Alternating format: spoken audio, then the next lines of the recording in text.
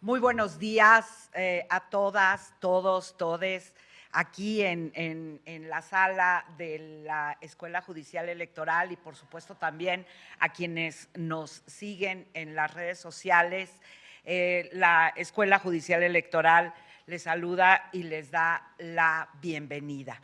En esta ocasión, para la presentación de un libro que sin duda, me parece a mí, y creo que eso será lo que rescataremos seguramente de esta charla, con un título provocador. Parece que son palabras que utilizamos todo el tiempo, pero dialogar con la crítica, ¿no? Se trata de entablar conversaciones con este análisis que hacen nuestras autoras, los autores, hacia el trabajo del Tribunal Electoral con decisiones que trascienden sin duda en el terreno de la política, la materia electoral en nuestro país.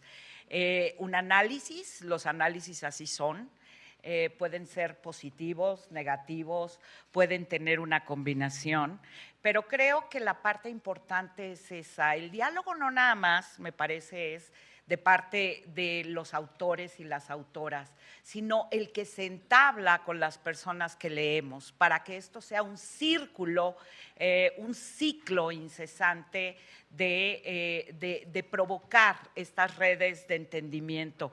Además, en este libro coordinado por el doctor José Roldán Chopa, a quien tenemos aquí, por favor, le damos también la bienvenida.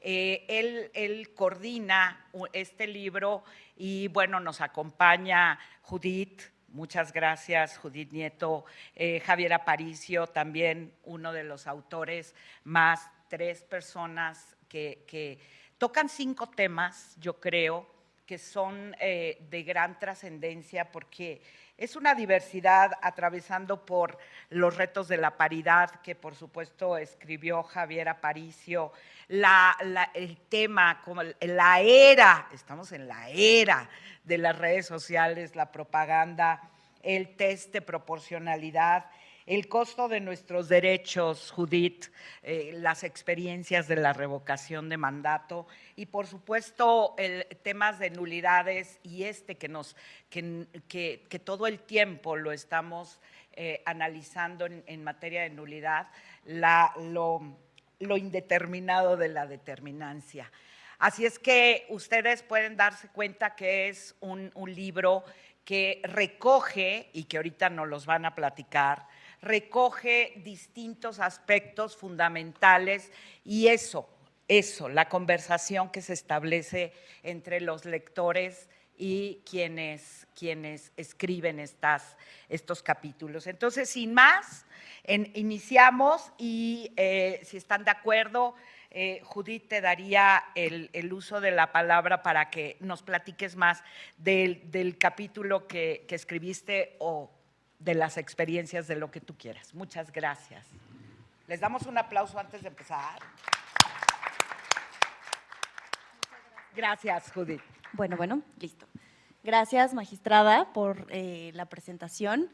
Primero, por supuesto, gracias al Tribunal Electoral y a la EGE y muy particularmente al doctor José Roldán Chopa y a Bárbara Hoyo por hacer posible este libro que presentamos hoy, del cual también me encanta el título, Tribunal Electoral, Diálogos con la Crítica.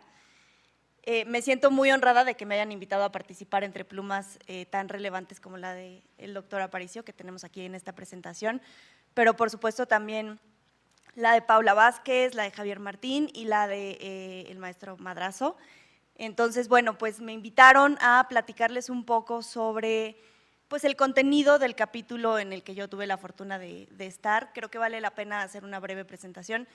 Yo estuve en la materia electoral hasta hace un par de años, poco menos de un par de años, en el Instituto Nacional Electoral. Y primero, pues me encantó la oportunidad de regresar a este tema que me encanta y me apasiona, participando con este texto, ¿no? Entonces, estuve un poco involucrada en el desarrollo de las discusiones en materia de revocación de mandato, pero desde la perspectiva de la autoridad electoral administrativa. Y justo hoy, que despertamos con la noticia de que se aprobó finalmente la asignación de los recursos en el presupuesto de egresos de la Federación, me preguntaba yo si era el momento más oportuno o el más inoportuno para estar revisando temas relacionados con el costo de los derechos, porque en el capítulo que yo presenté en este libro, pues básicamente lo que hago es una reflexión sobre cómo la asignación del dinero importa y tiene un efecto real en el ejercicio de nuestros derechos como ciudadanos y ciudadanas, pero también tiene un efecto real en la interacción entre las autoridades y las instituciones que conforman este país. Y en este caso en particular de la revocación de mandato, pues lo que generó fue un conflicto entre, por un lado, el Instituto Nacional Electoral y por el otro, primordialmente, la Presidencia de la República y la mayoría gobernante del Congreso de la Unión, que eventualmente tuvo efectos jurisdiccionales innegables que siguieron dos rutas, ¿no? Por un lado, la relacionada con las controversias constitucionales presentadas ante la Suprema Corte de Justicia de la Nación, y por otro, y de manera natural, obviamente, las relacionadas con el Tribunal Electoral del Poder Judicial de la Federación en su calidad de Tribunal Constitucional y máxima autoridad en materia electoral, conforme se fueron resolviendo las impugnaciones relacionadas con este proceso. Creo que vale la pena hacer una especie de recorrido temporal por lo que fue sucediendo de manera muy breve, porque la idea más bien es detenerme en la reflexión final, que es la base de este texto, que es qué efecto tiene cuando no se cuenta con el presupuesto para llevar a cabo un ejercicio como el de la revocación de mandato, ¿no?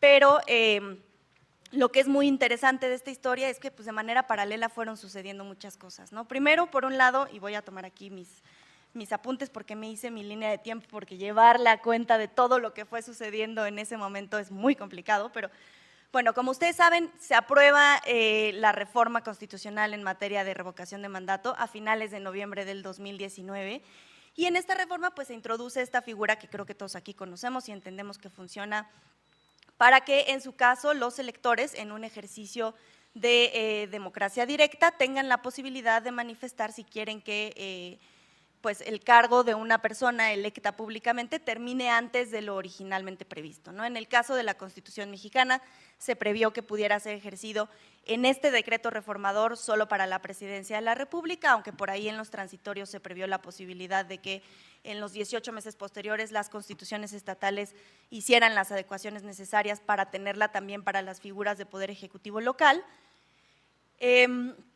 Pero bueno, básicamente existe esta figura, se le ponen algunas características y el primer problema que creo que nos encontramos es que se dijo que, como ha sucedido en otras veces y es perfectamente natural, se tenía que emitir una legislación reglamentaria en la materia y se estipuló un periodo para hacerlo, 180 días después de la fecha de publicación del decreto reformador. El primer problema que sucede es que esos 180 días llegaron, pasaron, y no se emitió ninguna legislación reglamentaria. Y entonces, la primera confrontación de la Autoridad Electoral Nacional, el Instituto Nacional Electoral, con la Cámara de Diputados, viene cuando en agosto del 2021 se emite una primera versión de los lineamientos, primera versión de 4 que existieron en total al final de toda esta discusión, en donde pues al final lo que se tenía que decidir eran los detalles de la ejecución de la revocatoria de mandato, ¿no? Era absolutamente necesario que existiera esta determinación y se tomó en aquel momento como un exceso en el uso de las facultades y atribuciones del instituto, pero lo que sostengo en el texto es que de hecho la Autoridad Electoral Nacional se esperó hasta el último momento posible para hacer la emisión de estos lineamientos, porque se aprobaron el 27 de agosto del 21 y el 28 de agosto era necesario que la autoridad electoral presentara su proyecto de presupuesto a la Secretaría de Hacienda y Crédito Público. Entonces, los lineamientos tenían que existir antes porque teníamos que saber cuánto iba a costar la consulta, cómo se iba a llevar a cabo y entonces reflejar esa solicitud en el presupuesto. Y entonces viene ese primer problema, en donde dicen el instituto no tendría que tomarse esas atribuciones de emitir los lineamientos, pero yo digo que para fortuna esto despertó a nuestro poder legislativo y casualmente finalmente ya para septiembre del 2021, habiéndose cumplido los 180 días previstos originalmente en el decreto reformador más, según lo que dicen algunos expertos, 454 días adicionales, se emite por fin la Ley Federal de Revocación de Mandato. Ahí se hizo, obviamente, unas adecuaciones necesarias en esos lineamientos que había emitido el INE. Desde mi punto de vista, creo que ahí lo único relevante que hay para decir es que finalmente se pone fecha para emisión de la convocatoria, se define la pregunta con sus asegúnes, porque como ustedes saben, ahí hubo otro proceso jurisdiccional relacionado con determinar la constitucionalidad de dicha pregunta, y empezamos a avanzar. Esa es la segunda emisión de los lineamientos, ¿no? Hay una tercera emisión de los lineamientos donde el Tribunal Electoral hizo ahí algunos ajustes a lo originalmente previsto por el Instituto Nacional Electoral, pero aquí es en donde surge el eje del conflicto que yo creo que lleva a mano y es el fondo de la discusión de este problema. El mismo día que se emiten esos lineamientos, que es para noviembre del 2021, y recordemos que para entonces ya se había definido que la revocación de mandato se iba a celebrar en abril del 2022, ese mismo día hay un dictamen de la Comisión de Hacienda de la Cámara de Diputados en donde se notifica que el presupuesto que había solicitado el instituto no iba a ser aprobado y que de hecho iba a tener un recorte de más o menos 5,000 millones de pesos, que representaba más o menos el 26%, un 26% de presupuesto menos. En ese momento se abre el que yo creo que es el conflicto jurisdiccional más interesante que podemos estudiar en este tema, porque el Instituto Nacional Electoral decide ejercer su facultad de presentar una controversia constitucional ante la Suprema Corte de Justicia de la Nación para que se revise la solicitud de presupuesto, porque con el recorte que se había anunciado, pues era prácticamente imposible llevar a cabo la jornada revocatoria de conformidad con lo ya aprobado en la Ley Federal de Revocación de Mandato, que decía que básicamente tenía que seguir los mismos lineamientos y las mismas características que una jornada electoral ordinaria. Se presenta esta controversia constitucional y en un argumento que yo sostengo que es el que se sostuvo desde que se abrió la controversia constitucional hasta que se cerró esta controversia, es decir, desde diciembre del 2021 hasta junio del 2022, la autoridad, la Suprema Corte de Justicia de la Nación, lo que mandata es avanzar con los recursos que existen disponibles y básicamente invitar a la Secretaría de Hacienda y también a la Cámara de Diputados a hacer una reflexión sobre si es posible, por un lado, asignar más recursos y si no es posible, entonces fundar y motivar esta decisión. En los hechos, yo lo que digo es que tanto la Suprema Corte de Justicia de la Nación como el Tribunal Electoral del Poder Judicial de la Federación, que también tuvieron que estar revisando estos lineamientos y todas las impugnaciones que se presentaron al respecto, lo que le dijeron al INE fue: trabaja con lo que tienes. Y esto pone a la Autoridad Nacional Electoral en un dilema, porque en estricto apego al principio de legalidad al que se tienen que sujetar todas las autoridades del Estado mexicano, el instituto tenía que decidir entre realizar la jornada revocatoria en apego a lo establecido en la ley federal, para lo cual necesitaba X cantidad de recursos que se estimaron en casi 4,000 millones de pesos, 3,800, o hacer la jornada revocatoria en condiciones distintas a lo marcado en la ley. Y en mi apreciación, no sé la de ustedes, ojalá tengamos oportunidad de discutir esto en el espacio de preguntas, pero era absolutamente necesario que esta determinación viniera de un órgano jurisdiccional que validara que el instituto tendría que llevar a cabo la jornada revocatoria de manera distinta a lo que decía la Ley Federal de Revocación de Mandato. Entonces, se abre este espacio argumentativo, yo creo muy interesante, pero que al final no rindió los frutos en términos de argumentación que yo en mi papel de ciudadana independiente habría esperado. Me habría encantado a mí ver más profundidad en la resolución, porque al final, como les decía hace unos minutos, pues se mandata a trabajar con lo que se tiene. Entonces, finalmente se emite una última versión de estos lineamientos de la jornada de revocación, en donde el INE dice: trabajaremos con los recursos disponibles. Se hicieron algunas adecuaciones, básicamente se redujo a 1/3 el número de casillas a instalar, se redujeron también el número de funcionarios necesarios para cada casilla. Eso obviamente bajaba la necesidad de funcionarios de capacitación, bajaba también la necesidad de los materiales electorales, ¿no? La boleta se imprimió en papel normal en lugar de en papel seguridad, como se hace generalmente. Y a mí una cosa que me gusta contar como apéndice en esta situación es que en su momento el instituto hizo un llamado a otras instituciones del Estado mexicano que participan en estas jornadas electorales, tanto revocación como las ordinarias o extraordinarias, como son la Comisión Federal de Electricidad, talleres gráficos, etcétera, a ayudar, ¿no? A proporcionar los servicios que ellos usualmente proporcionan con pago de parte del Instituto Nacional Electoral, ya sea de manera gratuita o con algún tipo de reducción. Nunca se recibió respuesta. Entonces, a mí sí me gusta detenerme en este punto porque creo que te habla de cómo al final la posibilidad de ejercer derechos específicos como el derecho político electoral de participar en una jornada de revocación no es obligación solamente de una institución del Estado mexicano o incluso solo de las instituciones que conforman todo este aparato electoral, sino en general de todo el Estado. Y esto no estaba sucediendo y no estaba habiendo esta colaboración, ¿no? Ya, bueno, eventualmente se resolvieron estas controversias, la jornada de revocación se llevó a cabo como se pudo llevar a cabo en la fecha estipulada en la convocatoria, que fue en noviembre. Por cierto, si se hubiera seguido el decreto reformador de la Constitución a la letra, esta jornada de revocación se tendría que haber llevado a cabo en marzo del 2022 y no en abril del 2022. Y mi reflexión final, y que creo que viene muy a cuento con lo que estamos viviendo actualmente en este país, es que el presupuesto importa.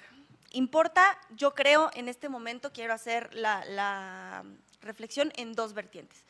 Por un lado, importa porque las autoridades especializadas en una materia, como en este caso son las autoridades electorales, tienen un conocimiento técnico y de campo que es insustituible y que fue reconocido también por la Suprema Corte de Justicia de la Nación al momento de resolver estas controversias constitucionales que se suscitaron en los meses previos, en el que se reconoce que ellos son quienes mejor pueden determinar cuánto cuesta llevar a cabo una jornada de revocación en este caso, pero el ejemplo puede llevarse a cualquier otra cosa, y que tendría que haber cierta deferencia de las autoridades presupuestarias hacia estas autoridades especializadas en materia de la determinación de sus presupuestos.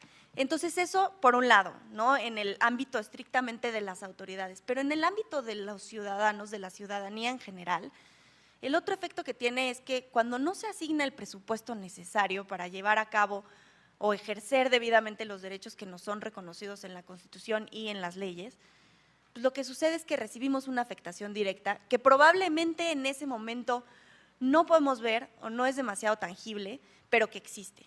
Y el día de hoy en el que amanecemos con un anuncio de recortes presupuestales muy importantes a órganos constitucionales autónomos y autoridades especializadas, y específicamente, porque creo que no mencionarlo sería ignorar el elefante en la habitación, pero el recorte que se impone al Poder Judicial en su conjunto y al Tribunal Electoral en lo particular, aunque por ahí, por cierto, durante la madrugada hay que agradecerle al diputado que les restituyó 500 de los 700 millones que se les iban a quitar originalmente, pero comentaba aquí con el doctor Aparicio que al final ese dinero salió del mismo Consejo de la Judicatura, ¿no? Entonces fue tomarlo de un lado para llevarlo a otro, pero la afectación para el Poder Judicial persiste y creo que nos obliga a reflexionar, y yo lo propongo también en el texto, sobre la necesidad de tener parámetros objetivos que permitan definir las necesidades presupuestales de los órganos especializados. Hay muchos ejemplos en el mundo y los hay también en América Latina, en donde son datos específicos los que se toman como base para asignar presupuestos. Hay algunas autoridades electorales cuyo presupuesto base se calcula en función del número de ciudadanos que existen en el equivalente de sus listados nominales. Yo no sé, y creo que es materia de reflexión a lo mejor en textos futuros o en sesiones de discusión como estos espacios, que pensemos en cuáles serían las mejores maneras de garantizar el mínimo indispensable para que las instituciones que nos costó tanto trabajo construir sigan funcionando.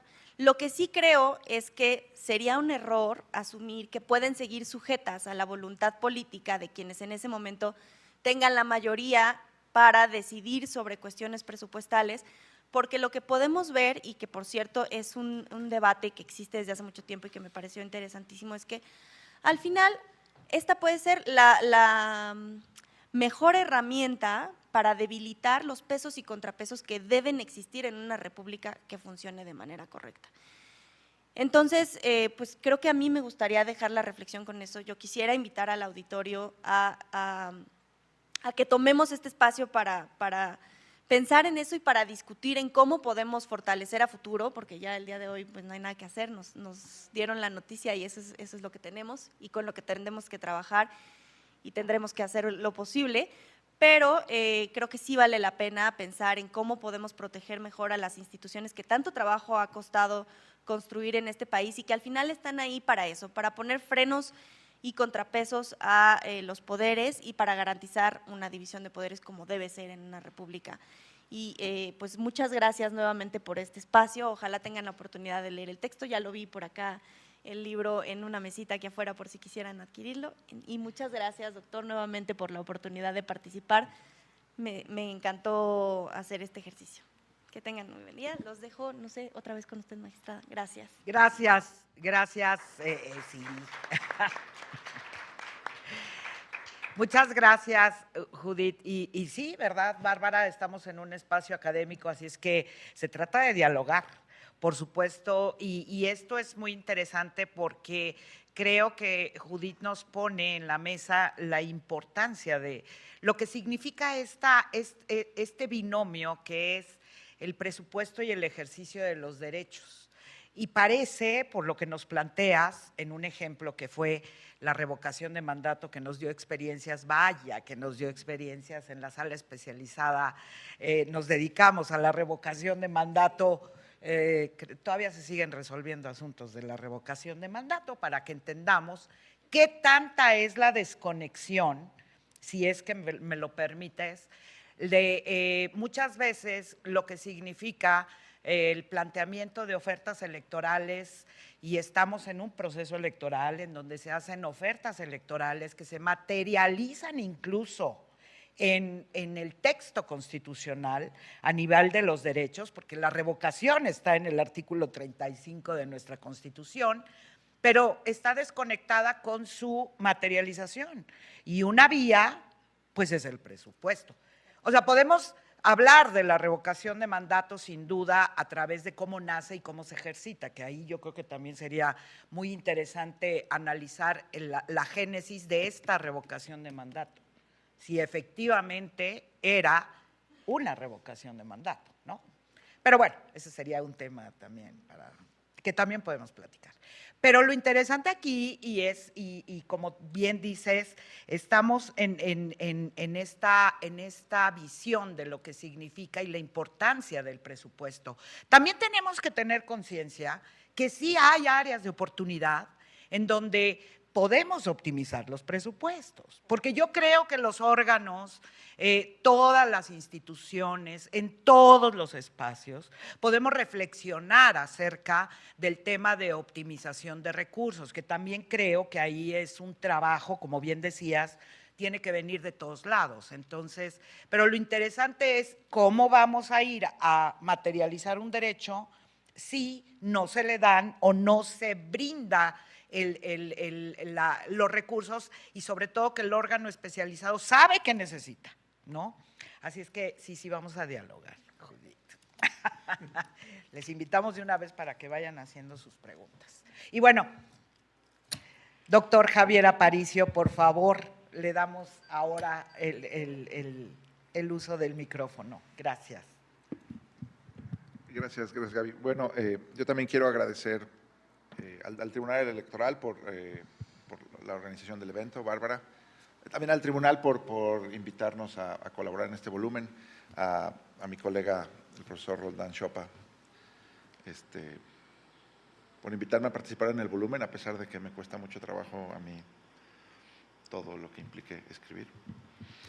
Pero bueno, salió, me dio mucho gusto que esté el libro y qué bueno que lo podemos comentar ahorita. Coincido con Judith, que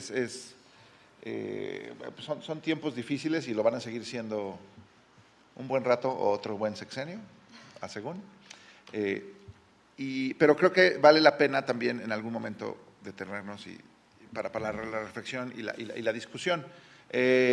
A mí me llamó mucho la atención la invitación del doctor Roldán para escribir algo, un espacio como dice el libro, diálogos con la crítica.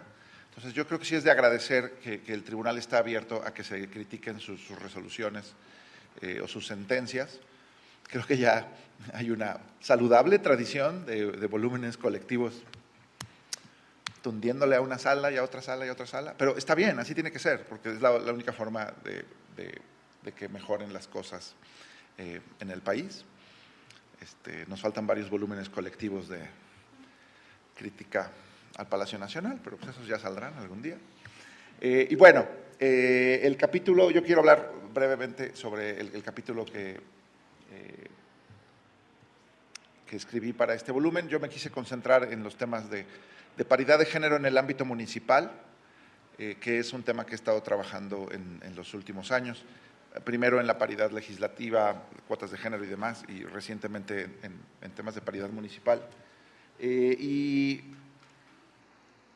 para no hacerla mucha de emoción, déjenme decir la conclusión importante que yo quería poner en el capítulo para la discusión contemporánea. Y creo que la idea importante que yo quería transmitir, no sé si lo logré, era que no podemos pensar en el ámbito municipal como hemos pensado con el ámbito legislativo. No puedes pensar que los municipios del país son distritos. Por extensión, no puedes pensar que las gobernaturas o los gobiernos de los estados son distritotes. O sea, no. Porque Chihuahua es 20 veces más grande que Colima y, en fin, el Estado de México tiene 41 distritos, etcétera. Y yo lo que veo en tiempos recientes es que se está haciendo una como extrapolación de, bueno, todo lo que se hizo con el ámbito legislativo, vamos a aplicarlo a los municipios y ahora vamos a aplicarlo a las gobernaturas. Y ayer vimos cómo se puso el asunto, ¿no? Que sí, que no, que federalismo, que con condicionantes, sin condicionantes, que 4 de 5, 5 de 9, no sé. Y me doy cuenta que esto sigue siendo difícil. Ayer que vi la discusión, me acordé que, bueno, incluso cuando se discutió la paridad de gobernaturas en 2020, también fue un problema, ¿no? O si escuchas a los partidos políticos, digo, hay que aceptar que en este país tienes que obligar a los partidos políticos a que hagan las cosas, porque así de la buena fe no ocurre, aunque los principios estén ya en la Constitución, ¿no? A ver, la verdad es que esto ya lo sabíamos, ¿no? Desde que hubo un tiempo que se pensaba que con que las mujeres tuvieran el derecho al voto, pues lo demás iba a ocurrir de manera natural, ¿no? ¿No?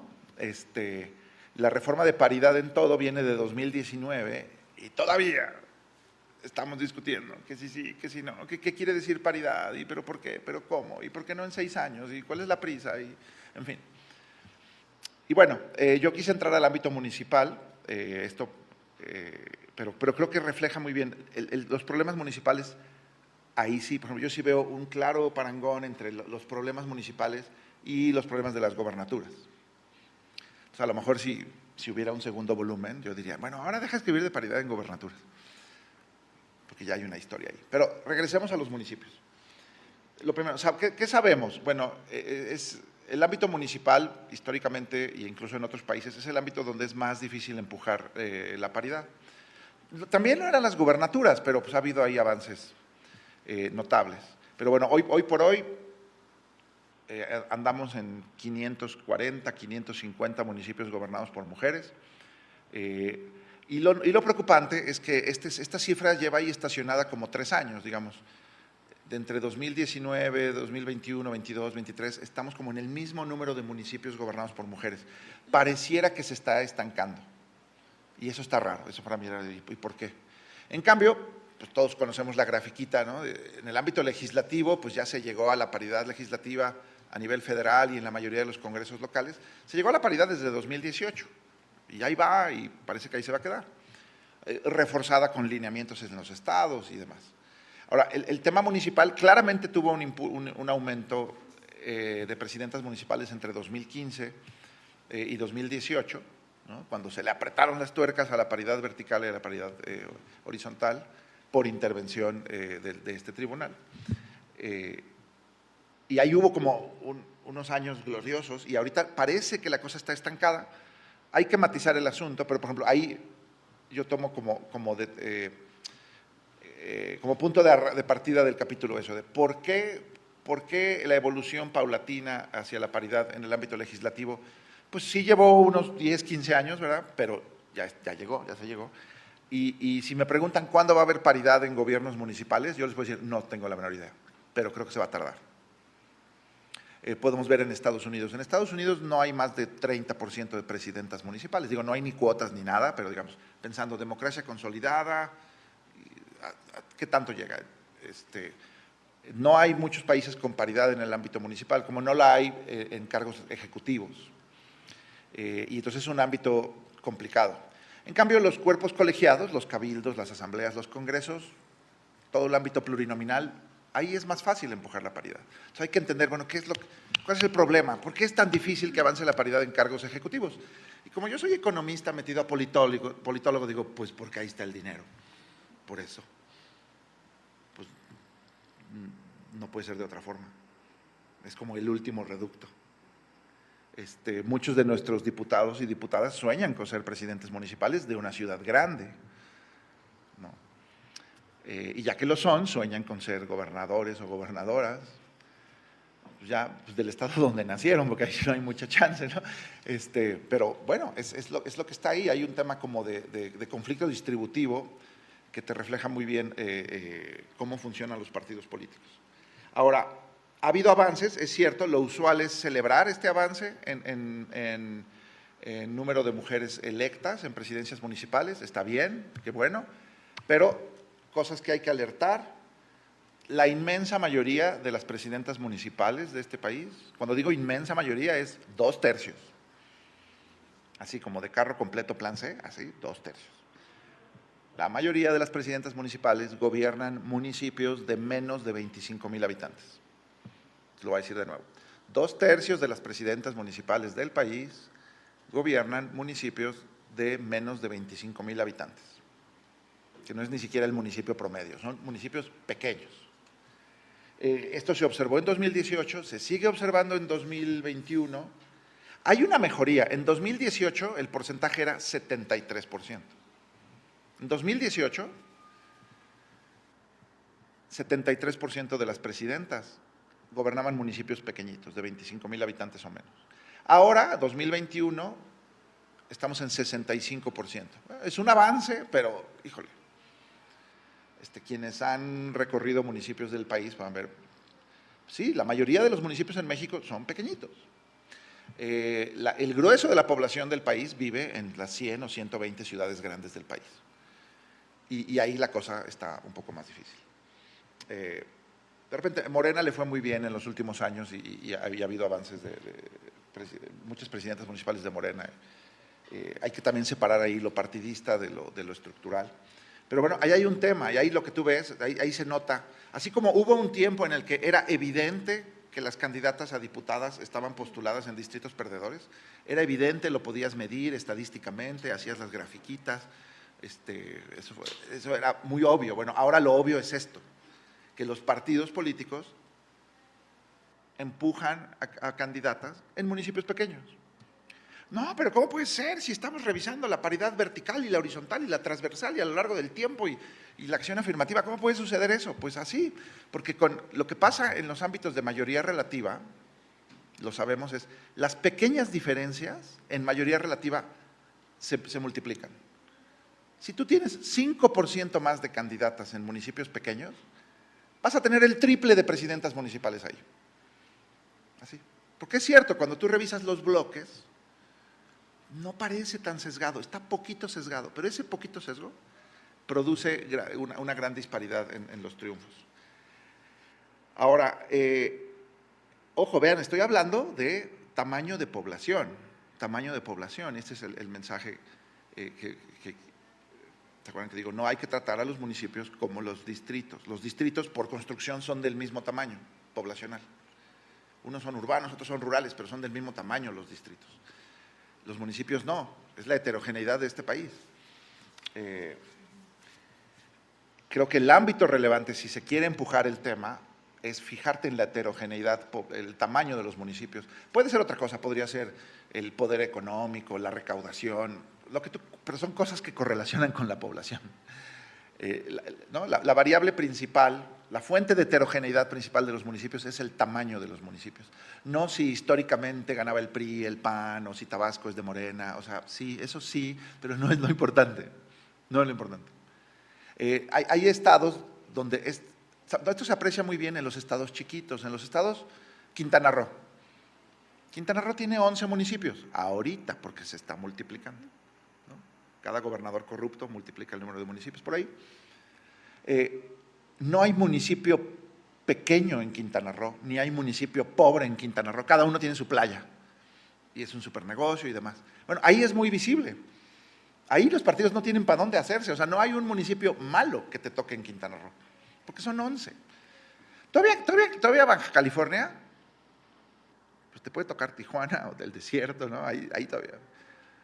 Digamos, cuando son poquitos los municipios, los partidos no les queda de otra, es de, no, pues son 5 municipios, ¿cómo le hacemos? No? Pero si es Veracruz, Puebla, Chiapas, Oaxaca, hay 100 municipios pequeñitos y es lo que se observa. Hay que tener cuidado con eso. Ahora, no sé si vale la pena intervenir en eso. Una cosa es medir la brecha, hay una fuerte brecha de género en el tamaño de los municipios. Habría que discutir, oye, eso quiere decir, hay que inventarnos otra dimensión de la paridad, ¿no? La paridad transversal poblacional, no sé, podrían discutirlo. Tabasco sí lo hizo, los lineamientos de Tabasco sí incluyen eso. Son bloques de competitividad y bloques como de importancia económica, no sé, hay otro tipo de bloques, que no es solo la competitividad electoral. Y bueno, creo que esa es mi mensaje importante al debate, no piensen en los municipios como distritos. Y claro, y hay otros problemas que nada más apunto rápidamente en el capítulo, se los digo rápido para no aplicarles la aburridora. Otra cosa que se ve en el ámbito municipal es el reto de la reelección y la paridad. ¿No? Desde la reforma de 2014 había quienes decíamos, oigan, cuidado, ahí hay 2 trenecitos y van a chocar, la reelección y la paridad. Hubo quien me dejó de hablar por decir eso en un congreso, y yo, pues es que sí, no, pero no puede ser. La paridad es un principio y la reelección es pues, otra cosa que está en la Constitución, ¿no? Aritméticamente no hay tal conflicto, o sea, ciertamente, aritméticamente no es el problema, es un problema de conflicto distributivo. Lo voy a poner así muy sencillo. Mientras la mayoría de los municipios sean gobernados por hombres, pues la reelección va a favorecer a los hombres. Esto en otros países está documentado. La ventaja del incumbent, el típico problema de la ventaja del partido en el gobierno, que lo estamos viviendo a todo color, en todos los ámbitos, bueno, es ventaja de hombres, porque históricamente tienen los cargos más importantes. Entonces, eso ahí está. ¿Y qué hacemos? Ciertamente, las mujeres que son presidentes municipales les ha ido bien en la reelección, pero les ha ido mejor a los hombres. ¿Cómo les va mejor en la reelección a los hombres que a las mujeres? O sea, ¿qué pasó? Ahí hay que echar luz y ver qué está pasando. Señales optimistas, bueno, señales optimistas son lugares donde ya gobernó una mujer, aunque la mujer no busque la reelección. Si tu municipio ya lo gobernó una mujer, es más probable que lo vuelva a ganar otra mujer. No es lo definitivo, pero aumenta la probabilidad. O sea, la experiencia de mi municipio ya lo gobernó una mujer. Eso ayuda. Eso ya se había visto en otros países. Es una cosa como de oleadas, es de poco a poquito. Como que deja sin argumentos al líder del partido y al electorado. De, no, imagínate, no estamos listos para que nos gobierne Clara Brugada o no sé, algo así, ¿no? Saludos a Harfush. Y eso, bueno, hay que estudiar eso. Hay que entrar a esos temas. Ahora, ¿qué es lo más difícil? ¿Qué es la situación más difícil para que una mujer gane un municipio? Es una candidata mujer del partido que tú quieras que está enfrentando a un hombre que está buscando la reelección. Ahí está cañón, ahí estamos 15 años atrás. Y hay que entrar a eso. Y son 2 temas que creo que trato en el libro del capítulo de decir, bueno, empecemos a discutir eso, si es que merece la pena.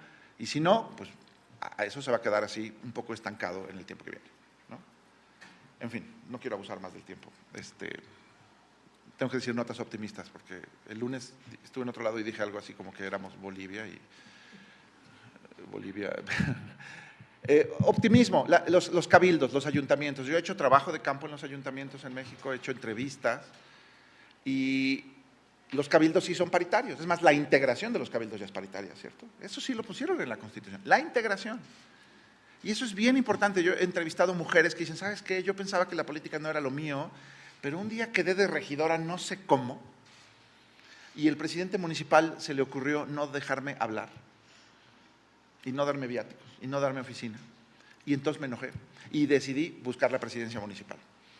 Esto pasó, es la historia en San Cristóbal de las Casas. De que empieza tu carrera política, te das cuenta, oye, yo puedo hacer esto, ¿no? Otra señal venturosa, la mayoría de los presidentes municipales son hombres. Ajá, pues ¿saben dónde hay una mayoría de mujeres? Las sindicaturas. El 70%, 60% de las síndicas del país son mujeres. Y si conocen cómo son los gobiernos municipales, pues el presidente es el que hace la campaña y los mítines, pero el control del dinero está en la sindicatura. Y ese ya lo tienen las mujeres. Gracias. Bueno, más o menos. Bueno, más o menos. Muchas gracias.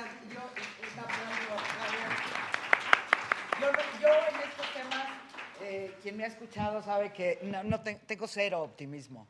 Y escucharte, bueno, leer el capítulo, por supuesto, y escucharte me deprime más, porque veo áreas, no solo la violencia, la discriminación, el patriarcado en todo lo… porque además ese es otro tema en los municipios, si nos pusiera dónde están las mayores violencias en los municipios. Y confirmo lo que he dicho hace mucho tiempo, ¿no? Los espejismos de la paridad, y vivimos la hipocresía igualitaria que llena un montón de espacios, pero nos dejas un tema muy importante y por eso yo dije, qué interesante, porque creo que la paridad sin poder autónomo, independiente, con poder económico, no es paridad, es un espejismo. Ya encontré un área de violencia económica. La violencia económica está ahí, sin duda, porque eso que comentas de la síndica, pues es violencia, eso es violencia, que también es la identificación de las áreas de oportunidad. Y leía yo con atención, y aquí están las gráficas, por favor, échenle un ojo, porque son muy interesantes las gráficas, no solo desde el punto de vista cuantitativo que nos da Javier, sino qué pasa con esas gráficas. Efectivamente, los espacios en las presidencias municipales de las síndicas, es como en el Poder Judicial, son los techos de cristal, es un reflejo del techo de cristal, porque al final llega y el Poder Judicial está lleno, si vemos la pirámide, esa es la pirámide para las mujeres.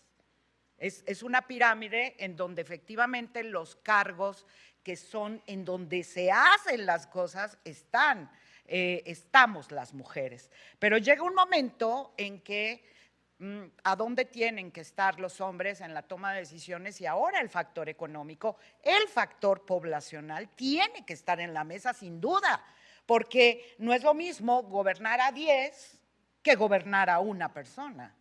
Porque ¿cuál es la influencia?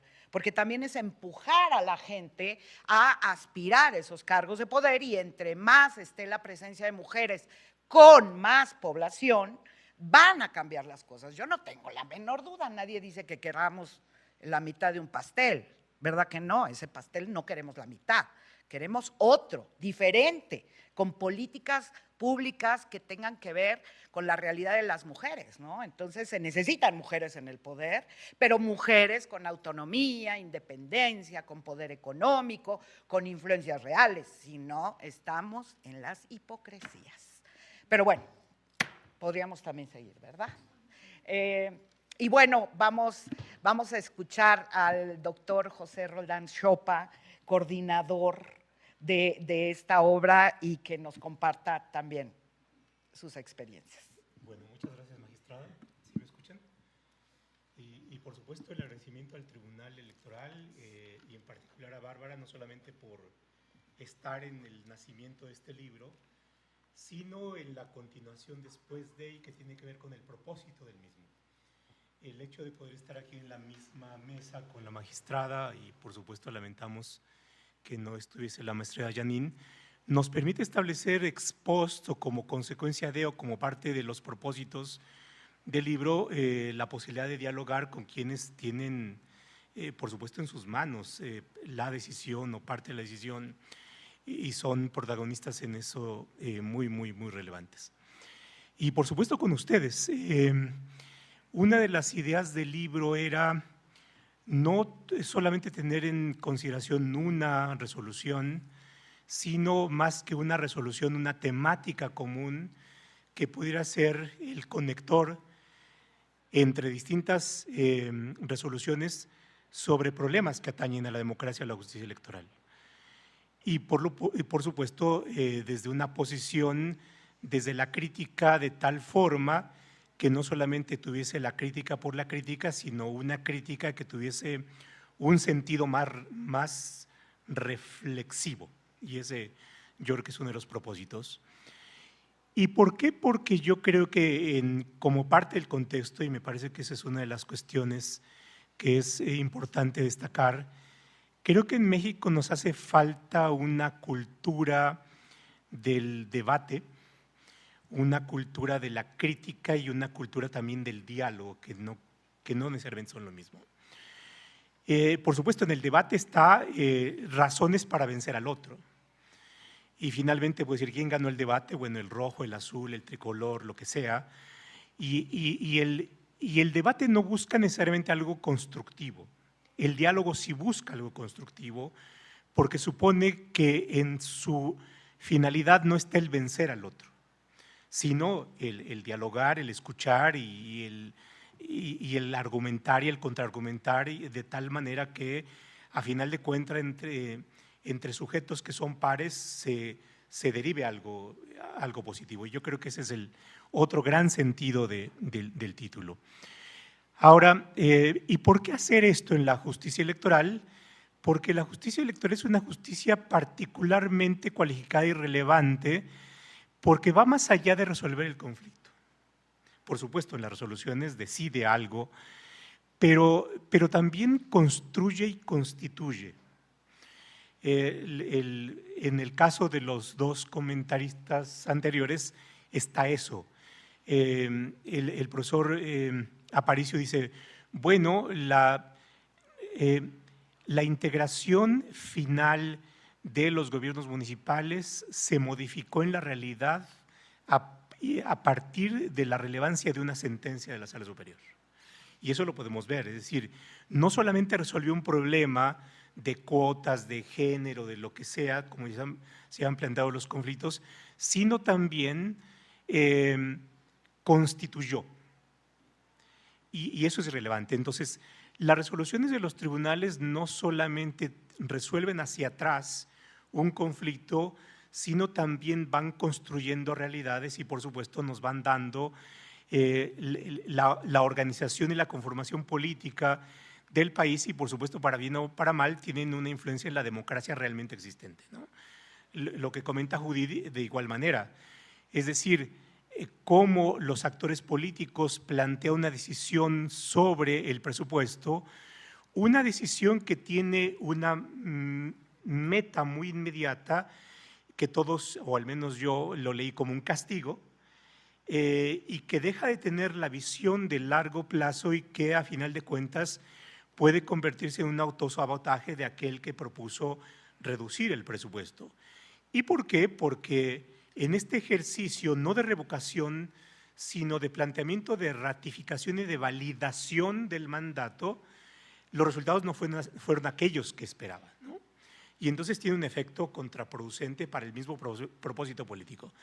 Pero tiene que ver con cómo los actores políticos aprecian las acciones más cercanas, pero también cómo en el largo plazo, y ese es uno de los grandes sentidos de la democracia, pensamos no solamente en lo que sucede en este momento, sino también en las generaciones futuras. Y yo creo que hay una parte muy relevante de lo que hace la justicia electoral, porque la justicia electoral en ese sentido es un mecanismo que enfría el conflicto a pesar de la celeridad con la que resuelve el tribunal, lo enfría, lo racionaliza, lo somete a debate, a discusión y finalmente toma una decisión.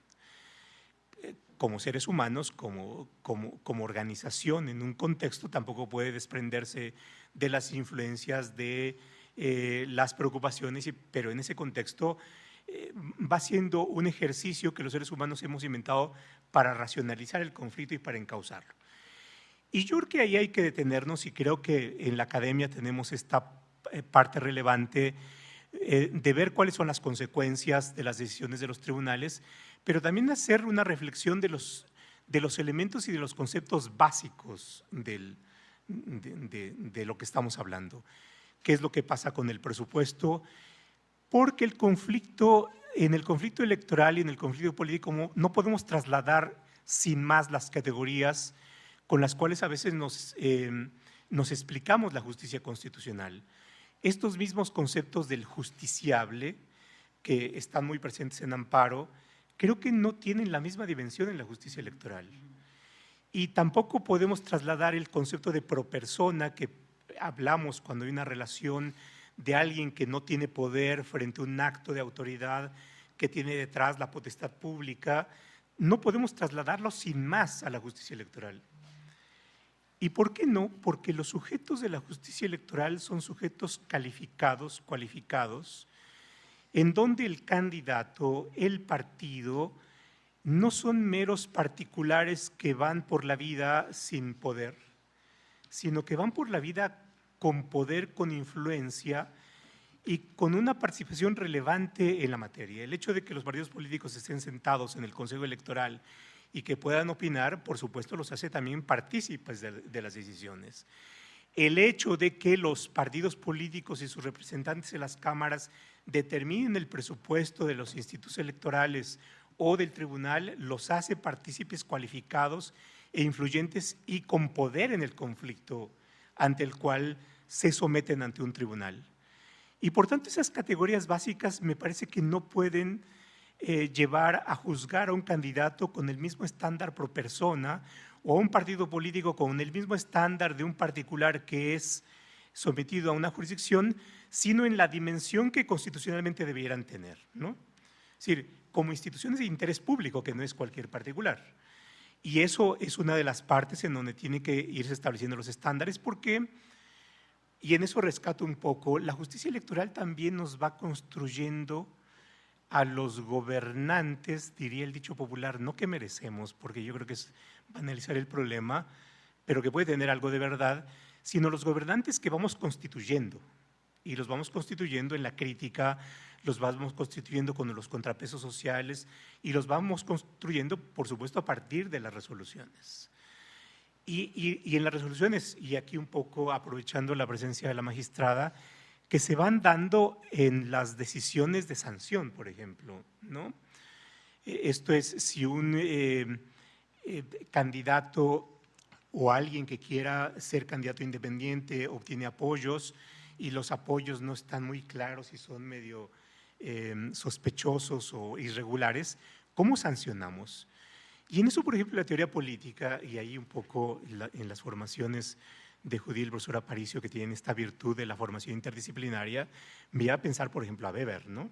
Es decir, cómo en este libro, creo que es La política como vocación, en donde ubica y caracteriza al político y en donde el político tiene que hacerse responsable, pero la responsabilidad tenemos que hacerla,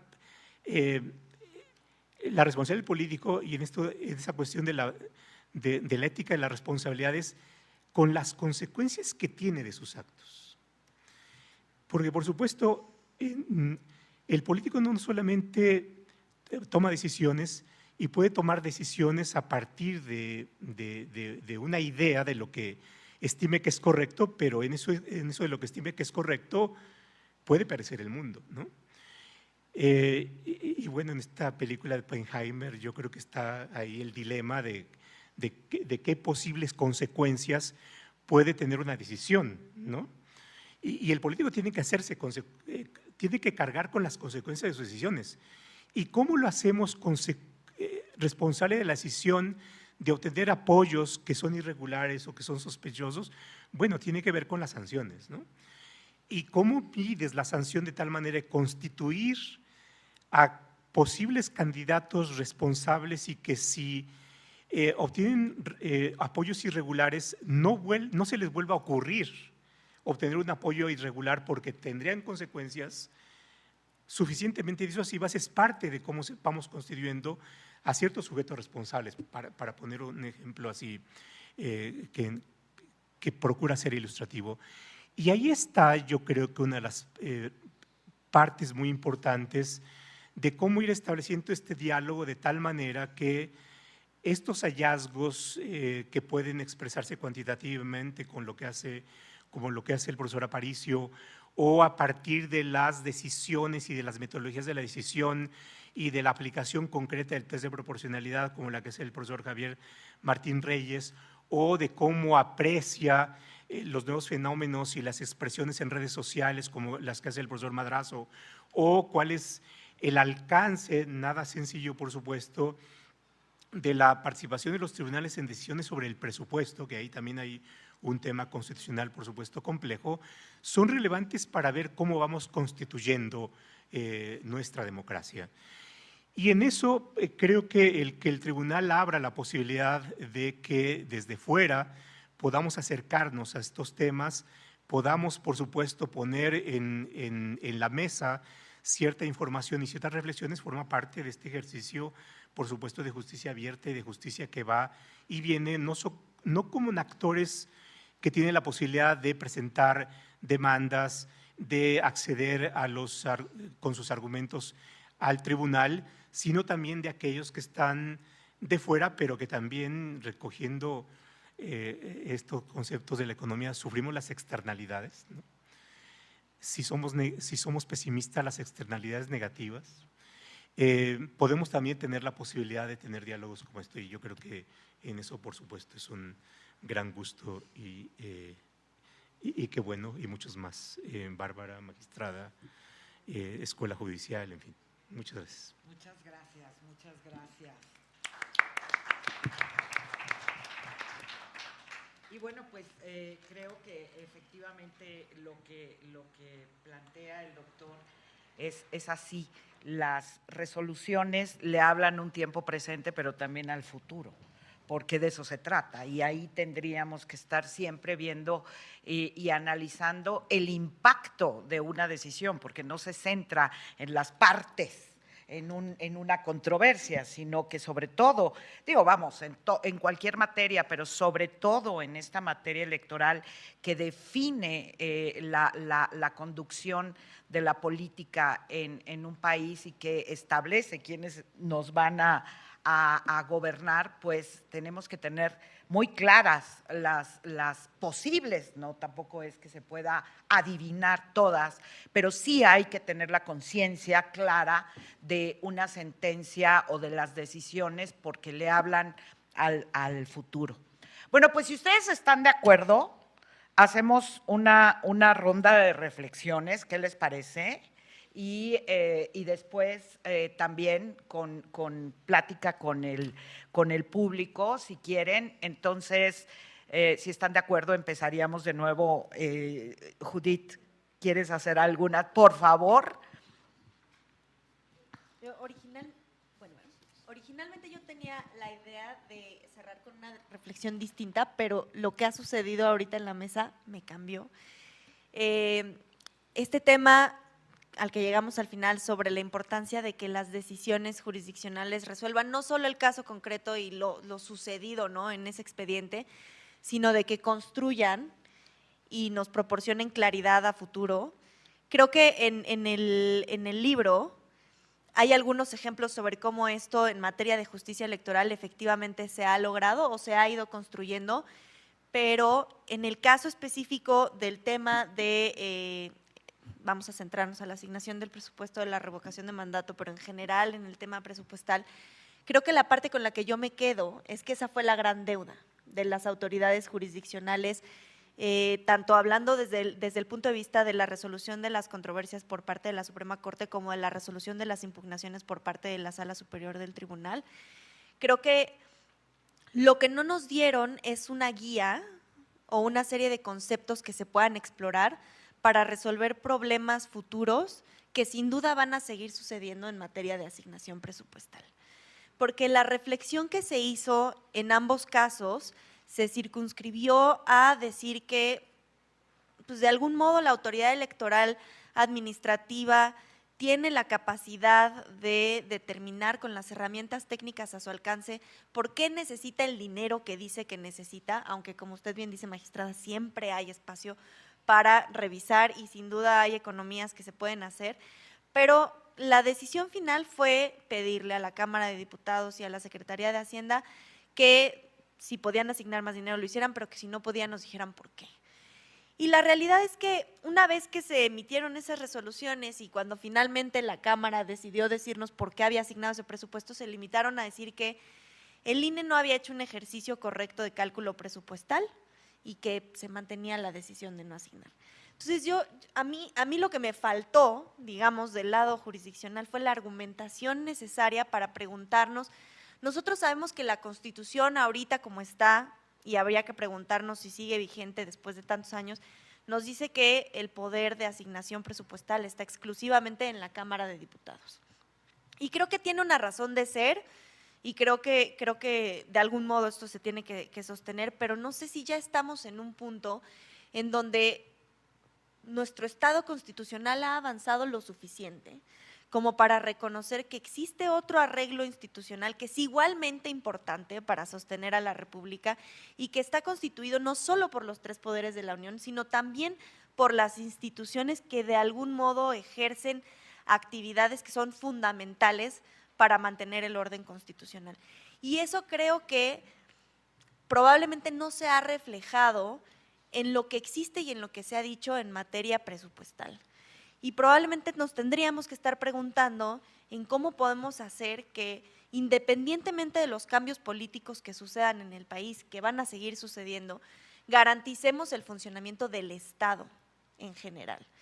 Y entonces esa es la reflexión con la que yo me quiero quedar y que creo que valdría mucho la pena explorar a lo mejor en una edición posterior, porque sí creo que si seguimos manteniendo la perspectiva que tenemos hasta ahora de que esta es una tarea que únicamente corresponde a la Cámara de Diputados resolver porque es una atribución constitucional y porque ellos son los representantes elegidos directamente por el pueblo, nos ponemos en una situación muy delicada que eventualmente puede estar debilitando los fundamentos mismos de la República.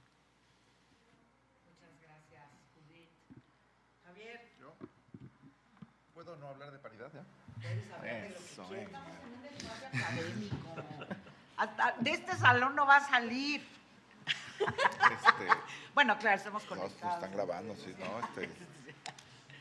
Lo que quieras, Javier, por No, favor. no, es que quiero reaccionar a lo que dijo Judith, porque yo creo, digo, la paridad es importante y todo, pero ya me eché un rollazo hace rato, ya quiero hablar del otro. Yo creo que sí, creo que el caso de la revocación de mandato, el presupuesto del INE, creo que te dejaba ver mucho de lo que se está viviendo ahorita el Poder Judicial. Y yo creo que la discusión, a ver, y me encanta la discusión constitucional, teórica, y quién tiene la legitimidad de reducirte el bolsillo y todo. Pero prefiero la discusión política, y la discusión política creo que es grave y es preocupante.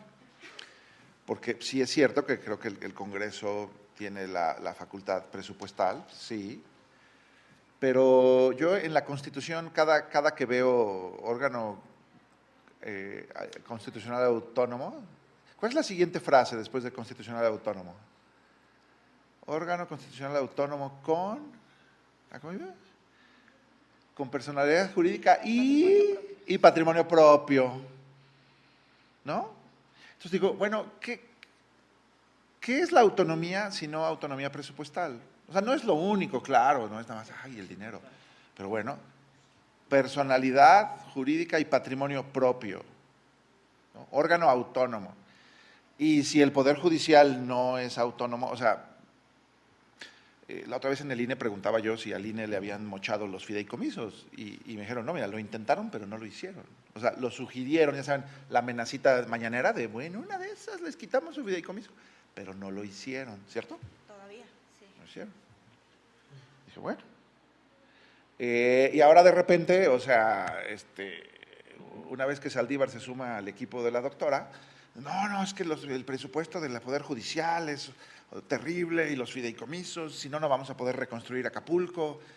Y dices, bueno, este argumento no tiene ni pies ni cabeza. Y ahora, ¿por qué es preocupante?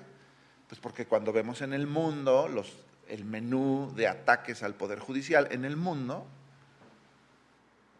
pues uno es designación, remoción, facultades de los ministros, sí, quitar un Saldívar, poner 3 Saldívares o 3 Yasmines o lo que sea, pero la otra es el presupuesto. Es que es muy obvia, muy obvia. Es de, no me gusta la integración, pues te voy a quitar presupuesto, a ver cómo le haces. La otra vez con este asunto de que movieron el calendario del INE, de las precampañas, que para adelante, que para atrás, lo que se comprimió fue el periodo de fiscalización, el plazo de fiscalización de precampañas se hizo chiquito. Ups. Y lo que me dijeron en Radio Pasillo era que los partidos dicen, muy bien, está muy bien que el periodo de fiscalización sea chiquito, porque así no da tiempo de encontrar las cosas, ¿no? Bueno, yo creo que es una discusión que viene desde que se creó el INE, por ejemplo, también. Vamos a darle 50 nuevas facultades al INE y el mismo presupuesto. ¿Qué puede salir mal? Bueno, yo creo que la noticia que yo vi ayer es que le iban a recortar presupuesto al tribunal, al final no le redujeron tanto, pero se lo quitaron a la judicatura, es como reparto de presupuesto entre el hermano grande y el hermano chiquito. Pero lo que le están diciendo al Tribunal Electoral es, yo quiero que tu vida sea más difícil. O pórtate bien.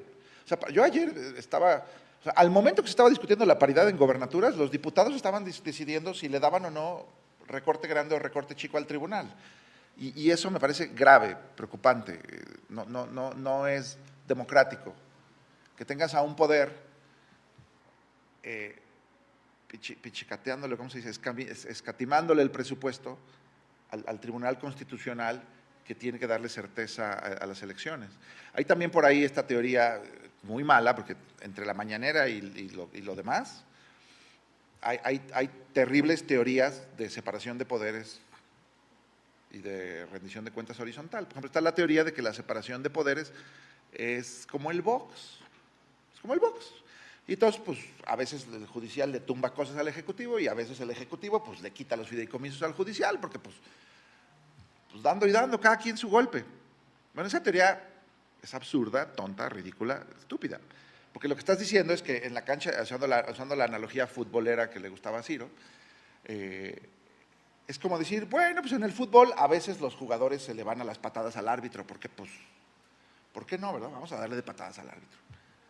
Porque él a veces nos alunan los penaltis, ¿no? O los goles. Vamos a darle patadas al árbitro, para que sea el árbitro justo.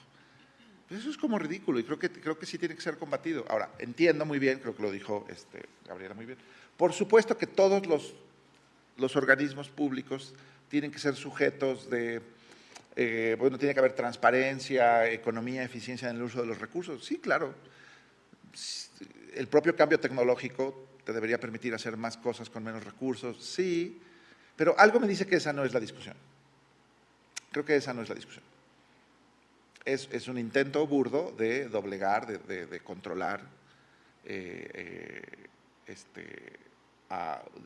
el Ejecutivo y el Legislativo le están echando un montón al Poder Judicial y me parece francamente preocupante, porque son las historias que tú ves en Hungría, en Turquía, en Venezuela, en Bolivia y una larga lista de democracias que dejaron de serlo. Nada más, quiero decir. Gracias, Javier, gracias. No, escuchamos y ahorita vamos a seguir abriendo la conversación. Pues yo creo que más bien habría que propiciar el… ¿Sí? Sí, bueno, sí, adelante. ¿Quién dice yo? ¿Alguien que… algún comentario? A ver, ¿tenemos micrófono allá o pasamos micrófono? Si no, paso uno de aquí, ¿eh? Sí, aquí hay 3. No necesito. Aquí hay 3, exacto. No, pero por la transmisión. Para el público. Sí, es que en la transmisión se necesita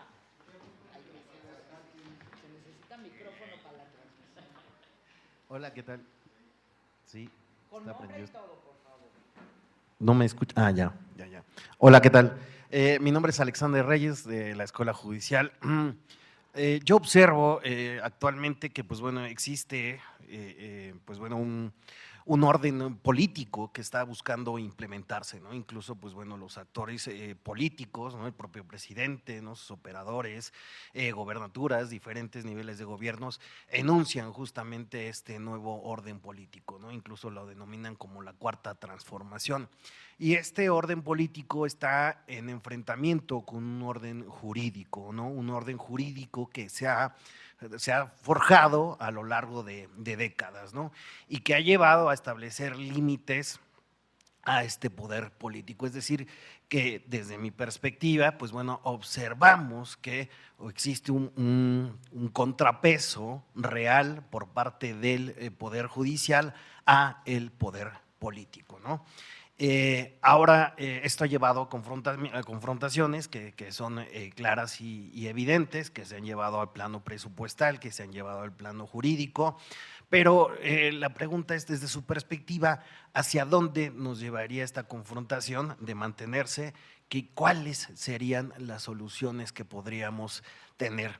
Algo que me parece fascinante, que ha señalado el doctor Roldán Jopa, a quien por cierto admiro muchísimo, he leído muchos de sus trabajos, medidas cautelares, es justamente venía un orden político que era indiscutido, que sirvió para en algún momento un proceso de liberalización y posteriormente ya de democratización, y que hoy día, pues bueno, establece justamente la calidad que debemos de tener de nuestra propia democracia y de los gobernantes, ¿no? ¿Cómo lograr que estas transformaciones se continúen también en sede judicial sin que se considere que el imperio de los jueces, ¿no? que los jueces están trastocando el orden político? Bueno, por ahí serían las observaciones, comentarios. Agradecería algunas reflexiones al respecto. Muchas gracias. Gracias, Alexander. ¿Quieren escuchar algunos otros posicionamientos y comentarios para Jesús?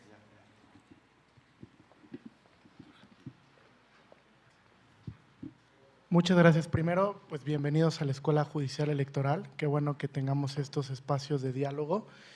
Y es una pregunta un poco provocadora a propósito de lo que sucede ayer con la renuncia del ministro Saldívar. Tal parecía que la propuesta del poder político es el control absoluto. ¿En qué sentido? Pues si controlo a la Suprema Corte, pues puedo controlar al resto de las autoridades jurisdiccionales del país, de alguna manera, ¿no? O por lo menos al Poder Judicial Federal. Si vivimos esta tensión, porque creo que es una tensión que ha ido a escala y creo que es una tensión hasta cierto punto novedosa, porque los embates anteriores pues eran algunos embates como que no tan álgidos como el que se está viviendo en este momento. Si tomamos en cuenta que el presidente de la República puede disponer de 2 lugares en la Suprema Corte en un tiempo corto, o el partido en el poder lo puede tener en un tiempo corto, ¿qué nos espera en un futuro? O sea, si estamos en una lectura de que hay un control político del Poder Judicial, ¿eso es lo que vamos a presenciar en un par de años? ¿O el Poder Judicial podrá soportar ese embate político, más allá del tema presupuestario, que pues todos sabemos es un tema cotidiano de debate en las cámaras? Creo que debemos de preocuparnos porque pueda haber un monopolio del control político en el Poder Judicial Federal, más allá en la Suprema Corte. ¿Sería preocupante esto? A propósito de lo que decía el doctor Aparicio, ¿no? Estamos viviendo un segmento que puede ser parecido al de Venezuela, al de Bolivia, propio Argentina, que también ha vivido, Brasil, que ha vivido embates de esta naturaleza. ¿Qué nos espera en unos años, no? ¿Se va a doblegar el Poder Judicial ante este poder político, o ustedes ven otra perspectiva diferente para lo que vamos a vivir? Muchas gracias. Gracias, Jesús. ¿Alguien más? Bueno, entonces entramos a la conversación. Como ustedes quieran. Adelante. No, por favor. Decidan, Bueno, aprovechando el espacio, la verdad es que son preguntas que todos nos hacemos Y por supuesto creo que una de las primeras cuestiones es como ubicar dónde están los riesgos, y creo que uno de los riesgos más relevantes son aquellas posiciones que niegan los presupuestos básicos del Estado constitucional. ¿Cuáles? Uno pensaría que debates tales como si la Corte puede invalidar una ley del Congreso es un asunto superado, ¿no? Desde Marbury contra Madison. Pero no, en los posicionamientos fuertes no es así y se está replanteando el problema. Y la cuestión es cómo es posible que 11 ministros que no fueron elegidos puedan llevar a cabo la invalidación de una ley que ha sido emitida por la representación del pueblo. Y eso es negar una parte central del fundamento constitucional, del constitucionalismo clásico, ya ni siquiera moderno. Tiene otros problemas, pero no ese. Pero por otra parte también yo creo que hay una cuestión en donde hay insuficiente reflexión respecto del remedio. Si el remedio ante eso es someter a voto popular, universal, a los ministros de la Corte para dotarles de esa legitimidad, pareciera ser que no se ve más allá. Y bueno, si entonces ahora los ministros de la Corte tienen la misma legitimidad democrática por el voto que el Congreso o que el presidente de la República, entonces no solamente podrían llevar a cabo eso, sino mucho más, ¿ya? Porque ya no puedes enfrentar eso, pero ya no está el problema previo de cuál es el límite de un poder que es contramayoritario. Y entonces hay, digamos, no está la reflexión de, bueno, ¿y entonces qué podría pasar después? En el mismo argumento, ¿qué sucede si un ministro de la Corte tiene el 60% de los votos y otro el 3% de los votos? Hacemos una representación proporcional del voto en el seno de la Corte para que aquel ministro que tenga el 60% de los votos tenga el 60% de la votación, porque eso sería como el espejo del voto, ¿no? Dado que ahí depende, ¿no? Entonces habría ministros más mayoritarios que otros ministros menos mayoritarios. Ahí hay otro tema, pero se pone en jaque también otro de los elementos de la democracia, que es que las minorías son relevantes, ¿sí? Y por tanto aquí tendríamos una cuestión en donde las minorías estarían indefensas, dado que la mayoría es aquella que tendría siempre la preferencia, dado que sería el portavoz del pueblo, que es la mayoría, no la minoría. Y ahí tenemos también otro problema. Bueno, por supuesto que en estos planteamientos que parecían todavía muy toscos, pero en el fondo yo creo que estaría esa lectura, y ahí yo creo que hay un problema. En momentos de crisis se ponen en juego y se ve hasta qué punto los mecanismos y la maquinaria constitucional puede soportar, puede resistir, y por supuesto también de qué manera van funcionando las válvulas de escape, ¿no? Y por supuesto en esta cuestión de cómo se despresuriza el conflicto, manteniendo esto, yo creo que ahí aquello de lo cual se ocupe, sea el Poder Judicial Federal o sea el Tribunal Electoral, va teniendo una parte importante.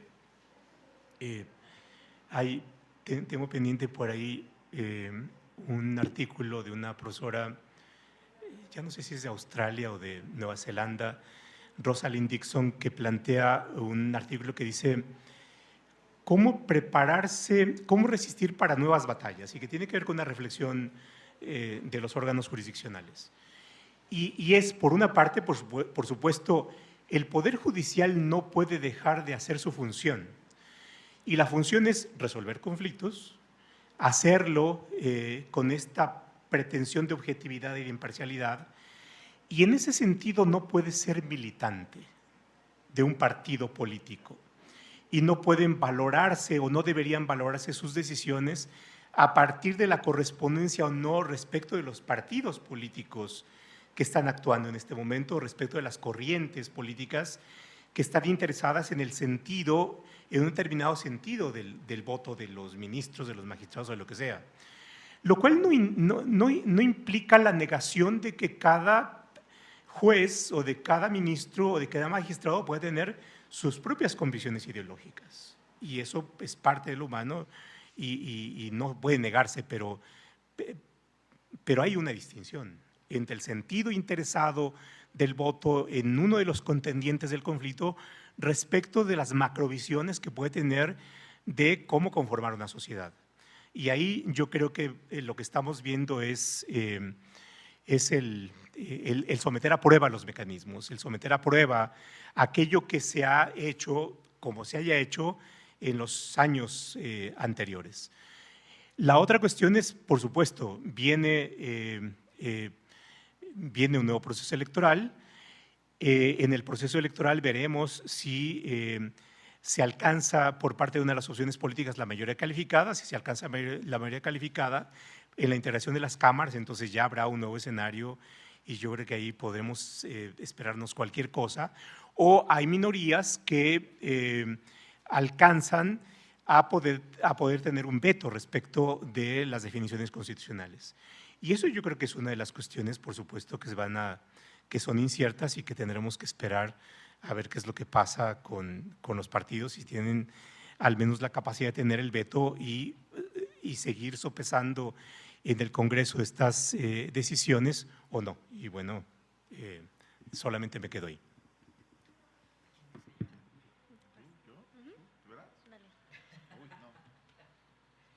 Bueno, no quiero abusar, pero a ver, es que llevamos varios años viviendo peligrosamente y se acostumbra uno al vértigo. A ver, yo creo que yo rescato varias cosas de la coyuntura actual.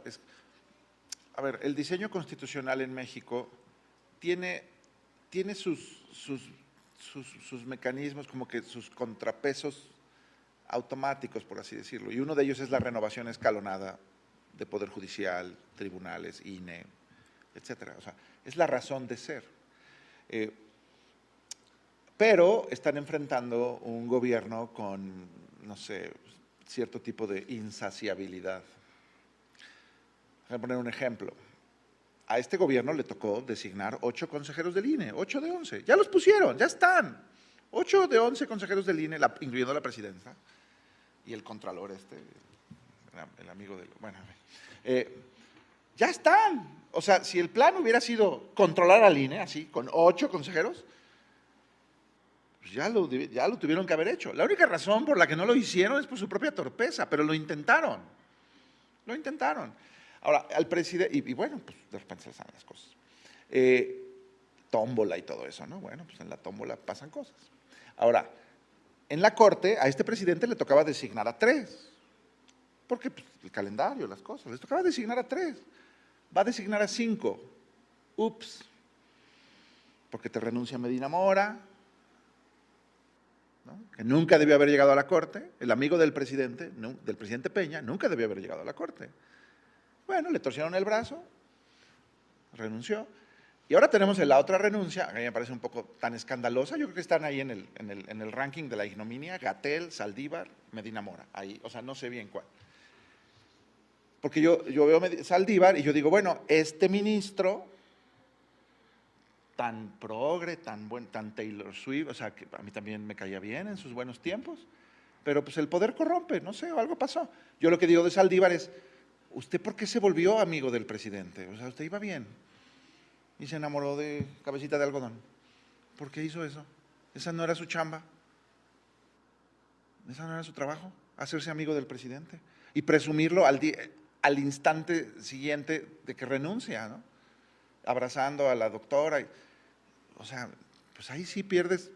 Porque Morena recibe a todos, o sea, la coalición es grande, o sea, el intento de construir un partido hegemónico es de, todos son bienvenidos, siempre y cuando demuestren lealtad y sean capaces de humillarse lo suficiente, los van a recibir. Entonces ahí va Saldívar. ¿No? Pero bueno, de nuevo, ok, ¿Por qué no puede un presidente designar a 5? ¿No puede aguantar la Suprema Corte que un presidente designe 5? Pues debería, porque la designación implica una mayoría calificada, una negociación total. Pero ahorita no hay eso, este gobierno no tiene la voluntad de construir esos consensos. Y preocupa a la Suprema Corte porque ahí en el tercer round gana el presidente. Te mandan 3 Yasmines, me los rechazas. Te mando 3 Saldívares, me los rechazas. Y en el tercer round yo pongo a quien yo quiera. Ese fue el regalo que de Saldívar a la Corte, al presidente saliente. ¿Y a quién se lo quitó? A la presidenta del futuro. ¿No? Esa designación era para el otro año, ¿no? De una vez, ahí te va mi cabeza. Si hubiera tómbola en la Suprema Corte, lo llevarían a tómbola, o sea, lo vimos en el INE, ¿no? Ahora, el próximo sexenio tocaba designar 5 ministros. Pensamos 3 en este sexenio, 5 en el otro, entonces 8, supongamos que gana Sheinbaum, supongamos. Bueno, en 2 sexenios tienes a 2 presidentes del mismo partido designando a 8 de 11 miembros de la Suprema Corte. Pues la podrían capturar, dices, oye, pues la podrían ya controlar. Entonces, bueno, depende a quién designas y cómo lo designas. Porque si la cosa es negociada, pues así es que así es. O sea, Peña nombró 4, Calderón nombró 3, y eso es lo natural. A mí lo que me preocupa, por ejemplo, es el espíritu profundamente antidemocrático del Plan C, que no es, va a llegar la doctora y la doctora va a negociar con las fuerzas de otros partidos para buscar a los mejores ministros y ministras. Y vamos a, no, es dame todas las canicas, todas, para que podamos designar a quien se nos dé la gana. Y esa propuesta a mí me parece antidemocrática. Ya me regañaron varios amigos de, no, Javier, son los votos, así es esto. Bueno, si lo ganan, lo harán. ¿Y pues qué vamos a hacer? ¿Tomar reforma o algo? No sé. Pero se me hace antidemocrático proponer eso en un país donde tu constitución te dice no puedes tener más de 300 diputados de tu partido. Oye, pues hacemos una coalición, bueno, donde hay topes de 8% a la sobrerepresentación para el partido, no para la coalición. Nuestros partidos ya aprendieron a sacarle la vuelta al tope. Entonces, aritméticamente sí pueden conseguir su mayoría calificada. Aritméticamente, miren, está como difícil, pero aritméticamente sí es posible. Y si lo consiguen, lo tendrán y harán. Yo les digo algo. Si lo consiguen, el Plan C, la mayoría calificada en las 2 cámaras, lo menos que me preocuparía sería el tipo de designaciones. A mí lo que me preocuparía, viendo la evidencia del mundo, es cuando una coalición tiene la facultad de por sí misma reescribir la Constitución. No se dan cuenta, cuando te hablan del Plan C no te dicen para qué. Queremos todas las fichas, todo el poder, 0 contra… ¿Para qué? Para quitar a los ministros esos que ganan mucho dinero y a los magistrados. Y nada más es porque puedes decir, oye, si nada más es eso, pues a lo mejor, ¿no? No, lo que sigue es la posibilidad de reescribir la Constitución. Lo hizo Evo Morales, lo hizo Víctor Orbán en Hungría, lo hicieron, porque podían hacerlo. Si lo puedes hacer con nosotros, yo digo, eso es muy peligroso. Ahora, si lo consiguen, ¿tiene derecho Morena a decir, dame todo el poder, como la canción de no sé quién? Pues supongo que lo puedes pedir, pero entonces yo creo que la sociedad civil puede decir, oye, está muy gandalla tu plan, porque nunca dices la palabra, vamos a negociar con las fuerzas políticas de este país, no sé, una mejor constitución, una mejor corte, un mejor tribunal, y eso a mí me preocupa. Entonces digo, bueno, pero yo creo que ya estamos ahí. Lo que pasa es como la ranita en la olla esa de, hace calor, pero no es tan grave, ¿no? O sea, el menú de golpe de ataques al Poder Judicial es, te quito presupuesto y te afecto la integración. En Bolivia, la Suprema Corte llegó a trabajar con 7 de 12 ministros, 7 de 12, porque había gente que renunciaba, misteriosamente. De los corruptos y de los no corruptos, o sea, de los Saldívares y de los 2 tipos de corruptos se renunciaban. Se quedaba la Corte con 7, pero se volvió irrelevante porque llegó Evo Morales y reescribió la Constitución y pusieron lo del voto popular para eso, pues, eso la Corte. Ya. Y Evo Morales buscó la reelección 4 veces. Y la idea se la copió Bukele en El Salvador, con su carro completo, su Plan C. O sea, el plan C ha ocurrido en el mundo, pero no lo queremos ver. Entonces yo creo que hay que tener cuidado con eso. Y por eso yo creo que sí hay que patalear. O sea, digo, yo vengo del sí de una institución asediada, pues somos chiquitos así de… O sea, nosotros también nos la aplicaron. Ay, tu fideicomiso, tus privilegios, casta dorada. Güey, nada más estamos defendiendo la libertad de cátedra. O sea, en serio. Y que nos paguen lo que dice el contrato. Nada más. Es que sus choferes, ¿no? ¿Cuáles choferes? O sea, hay café, no hay galletas. O sea, es lo que hay. Salones sin plumones. Pero pues hay que alzar la voz. Yo creo que la sociedad civil, si la sociedad civil compra la pildorita roja, pues tendremos que padecerlo. Ojalá no. Ojalá la sociedad civil, la pluralidad de la sociedad se transmita en los congresos y pues aunque no quiera la doctora Sheinbaum o la doctora otra, Sheinbaum o Xochitl, pues tendrán que negociar, porque de eso se trata, de negociar las designaciones, las reformas constitucionales y demás.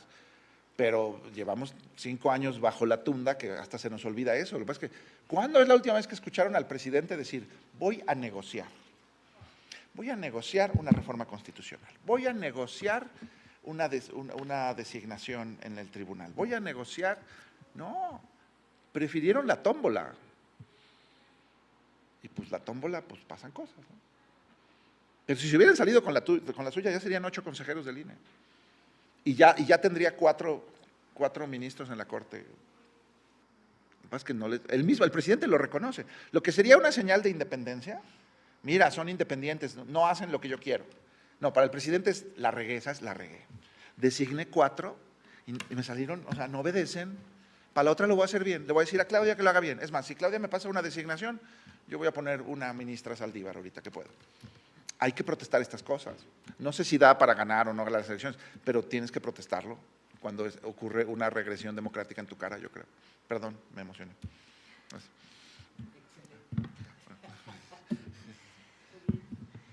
Gracias. Gracias. Yo creo que vale la pena recordar que veníamos de muchas décadas de gobiernos que nos generaron, creo que a la mayoría de la ciudadanía, un enorme descontento con cómo se estaban llevando los asuntos públicos del país, ¿no? Por decir lo menos. Y eso generó que la gente votáramos el gobierno que tenemos actualmente.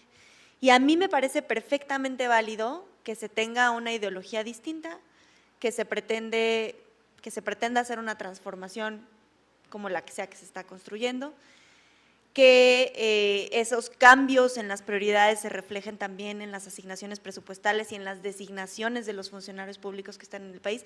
A mí todo eso me parece no solo válido, sino que creo que era esperable como parte de la oferta política con la que llegaron los que gobiernan hoy.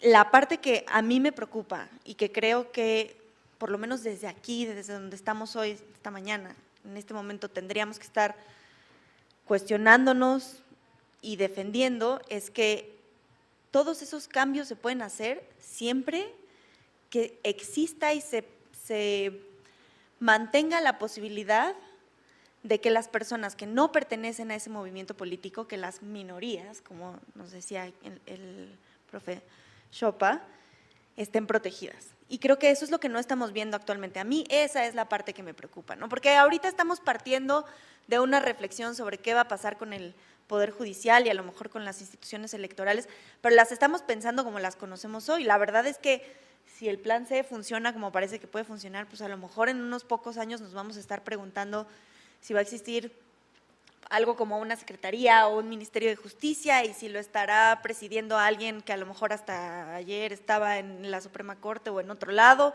y si los jueces van a seguir eligiéndose como se están eligiendo ahora o si van a salir de una elección popular. Las instituciones que vamos a tener, creo, en un futuro próximo no son necesariamente las mismas que tenemos hoy, pero lo que tenemos que defender con lo que tenemos a la mano es que pues, el orden democrático y constitucional no se rompa definitivamente y no quede en manos solamente de quienes hoy ostentan el poder político. Y esa es la reflexión con la que yo me quiero quedar. Muchas gracias. Bueno, pues creo que la provocación de este diálogo estos diálogos con la crítica nos dejan en la mesa muchos más temas y como ya lo decía Judith, sí tiene que haber un segundo volumen y seguramente con las experiencias que nos dejará este proceso electoral, que yo estoy segura que vamos a tener muchísimas cosas que sabemos que suceden, pero muchas otras que no tenemos idea el comportamiento, así es que vamos a tener una segunda edición y las que hagan falta. Y pues aquí está el libro, me parece que es un libro que debe leerse y reflexionar y dialogar también con lo que dice y hacia el futuro, porque de eso se trata también, ¿no? Así es que, pues muchísimas gracias por esta presencia. De nuevo, la Escuela Judicial Electoral, Bárbara, por esta conducción también y este espacio de creación, de creatividad y sobre todo de diálogo, ¿no? Conversación. Así es que les damos un aplauso, por favor. Y con esto terminamos el día de hoy y simplemente es dejar la página abierta para seguir. Gracias. Gracias.